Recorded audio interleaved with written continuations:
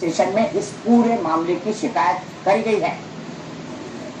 सीधे चलते हैं हमारे सहयोगी विकास राधेश्याम इस वक्त मुंबई बाग, जिसे कहा जा रहा है मुंबई बाग, शाहीन बाग की तर्ज पे नागपाड़ा में जो वो जगह है वहां से हमारे साथ जुड़े हुए हैं। उनके साथ हमारे वो कैमरामैन भी है जिनके साथ मारपीट हुई है। इसके अलावा विकास श्रीवास्तव हमारे साथ है, विकास राधेश्याम, और उसके अलावा अहमदाबाद से पूरब पटेल जुड़े हुए हैं हमारे साथ, लखनऊ से अविनाश जुड़े हुए हैं जहां पर शाहीन बाग की तरह से प्रदर्शन किया जा रहा है। इसके अलावा मेरे सहयोगी रुमानुल्लाह खां, अनिल यादव, साथ ही साथ मेरे कैमरामैन विनय और हरीश, ये चारों लोग हमारे साथ जुड़े हुए हैं। आप देख सकते हैं नीचे वो कैमरा भी रखा हुआ है सबूत के तौर पर, जिसको 24 तारीख को तोड़ा गया था। मेरे कैमरामैन से रिक्वेस्ट करूंगा कि उस कैमरे को उठा लें।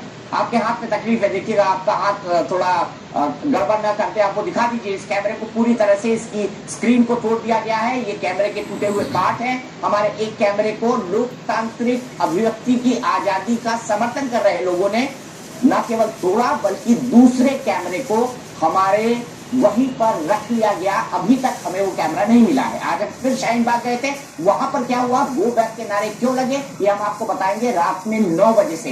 ये वी न्यूज और हमारी एक साझा पहल है और मैं आपको बताऊंगा कि कैसे वहां पर भारत में कहा जा रहा है मीडिया कर्मियों को गो बैक। शाहीन बाग क्या वो इलाका है जहां पर धारा 370 लगी हुई है? इस सवाल पर भी हम बात करेंगे, लेकिन सबसे पहले विकास के पास चलता हूं। विकास, कल क्या हुआ हमारे कैमरामैन के साथ, तफसील से बताएंगे।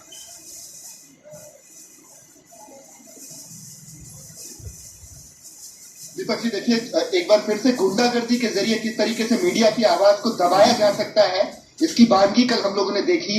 कल हमारे वीडियो जर्नलिस्ट ओम प्रकाश केवट एक बहुत ही भयानक अनुभव से गुजरे हैं, खासकर तब जब वो नागपाड़ा इलाके में सीएए प्रोटेस्ट के नाम पर बैठी कुछ महिलाओं का धरना कवर करने गए थे।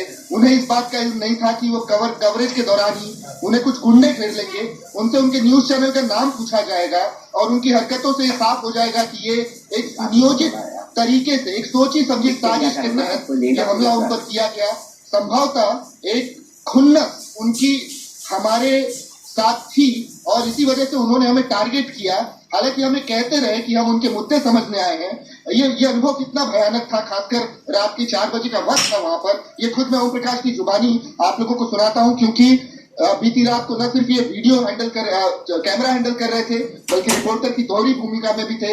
इन्हें रिएक्शन भी लेना था, लेकिन रिएक्शन की जगह पर इन्हें क्या मिला वो बताएंगे। ओम प्रकाश, आप कितने बजे पहुंचे थे वहां पर और क्या क्या हुआ? मुझे रात में 1 बजे पता चला कि एनआरसी का वहां पर प्रदर्शन हो रहा है, तो वो कवर करने के लिए मैं गया।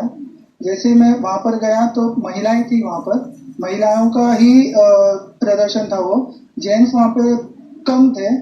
तो जैसे मैंने शॉर्ट्स लिए वहां पर, मेरा कवरेज खत्म ही था, तो मैंने उनको कहा कि मुझे बाइट चाहिए, एक बाइट मुझे दे दो।